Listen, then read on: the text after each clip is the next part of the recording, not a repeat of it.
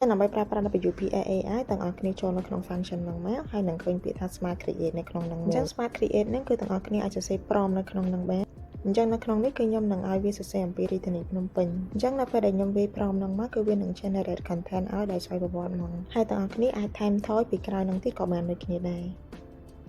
អញ្ចឹងសម្រាប់ function នៅក្នុងហ្នឹងគឺវាមាន shorten វាមាន expand ទាំងអស់គ្នាអាចប្រើប្រាស់ការសរសេរទាំងអស់ហ្នឹងដើម្បីជំនួយទៅលើការសរសេរទាំងអស់គ្នាក៏បានដូចគ្នាដែរអញ្ចឹងមកដល់កន្លែងនេះគឺខ្ញុំចង់ឲ្យវាបន្តការសរសេររបស់វាឲ្យបានវែងជាងមុនដោយប្រើប្រាស់ AI អញ្ចឹងខ្ញុំចុចយកពាក្យ continue writing ហ្នឹងមកវានឹងបន្តសរសេរអត្ថបទហ្នឹងដោយស្វ័យប្រវត្តិមក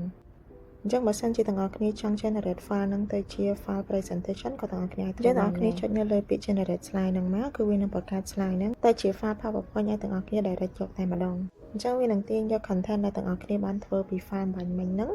រួចហើយបង្កើតទៅជា template ដែលទាំងអស់គ្នាអាចធ្វើការជ្រើសរើសបានអញ្ចឹងសម្រាប់ template គឺទាំងអស់គ្នាមានជម្រើសច្រើនហើយទាំងអស់គ្នាក៏អាចជ្រើសរើសពណ៌នៅក្នុងនោះបានដូចគ្នាដែរអញ្ចឹងនៅពេលដែលទាំងអស់គ្នាជ្រើសរើស template ហើយនៅខាងក្រោមហ្នឹងគឺមានពាក្យថា create slide អញ្ចឹងចុចនៅលើនោះមករួចរាល់គឺវានឹងចាប់ផ្ដើម generate slide នៅក្នុងនេះគឺវាមានរហូតដល់12 slide